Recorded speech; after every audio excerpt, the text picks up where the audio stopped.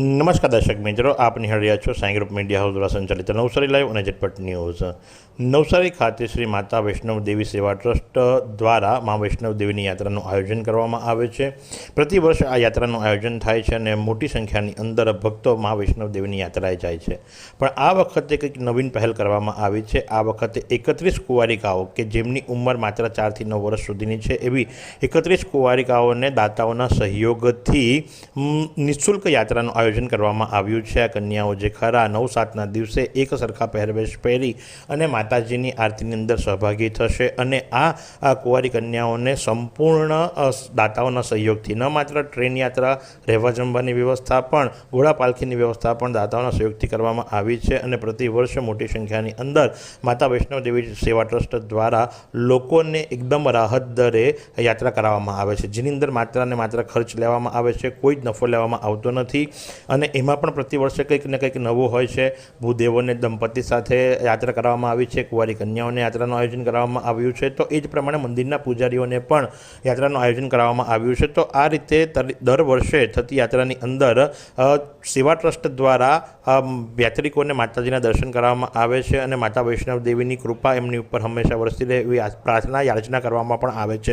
જે સંદર્ભે આજરોજ નવસારીના રેલવે સ્ટેશન ખાતેથી 200થી વધુ ભક્તો જે ખરા એ આજ અને આવતીકાલમાં મળી અને માતા વૈષ્ણવ દેવીની દર્શન માટે જવાના છે, જેની અંદર કુલ્લે આ વર્ષે 400 જેટલા યાત્રિકોને નવસારીથી માતા વૈષ્ણવ દેવીની યાત્રા કરવામાં આવશે। આ પ્રસંગે મહેશભાઈ ચિત્તાની શું જણાવી રહ્યા છે, ચાલો આપણે સાંભળીએ।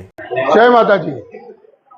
આજરોજ 170 જેટલા યાત્રીઓ શ્રી મા વૈષ્ણવ દેવી યાત્રામાં જઈ રહ્યા છે, જેની અંદર સર્વદાતાઓના સહકારથી 31 નાની કન્યાઓ કે જેમની ઉંમર 4 વર્ષથી 9 વર્ષની છે એ સૌ દાતાઓના સહકારથી સંપૂર્ણ યાત્રા કન્યાઓને ફ્રી કરાવવામાં આવશે। ટોટલ 440 જેટલા યાત્રીઓ શ્રી મા વૈષ્ણવ દેવી પરિવાર તેમજ શ્રી મા વૈષ્ણવ દેવી સેવા ટ્રસ્ટના આયોજન થકી મા વૈષ્ણવ દેવીની યાત્રા જઈ રહ્યા છે। આવતીકાલે તારીખ 6ના રોજ 240થી 50 જેટલા યાત્રીઓ પશ્ચિમ એક્સપ્રેસમાં નીકળશે અને 60 જેટલા યાત્રીઓ ગોલ્ડન ટેમ્પલ એક્સપ્રેસમાં વૈષ્ણવ દેવીની યાત્રા કરવા જઈ રહ્યા છે। સૌ દાતાઓનો ખૂબ ખૂબ આભાર। આપના થકી અમે જે આ યાત્રાનું આયોજન કરીએ છીએ, આપનો સહકાર અમારા માટે ખૂબ અમૂલ્યનો છે।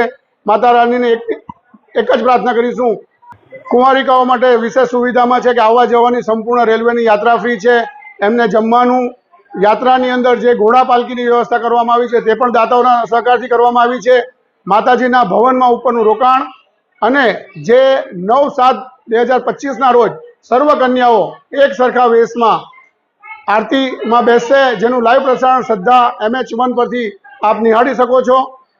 આ સર્વ ખર્ચો દાતાઓના સહકારથી અમને મળ્યો છે। સર્વ દાતાઓનો ખૂબ ખૂબ આભાર માનું છું મા વૈષ્ણવ દેવી સેવા પરિવાર અને મા વૈષ્ણવ દેવી સેવા ટ્રસ્ટ તરફથી। જય માતાજી।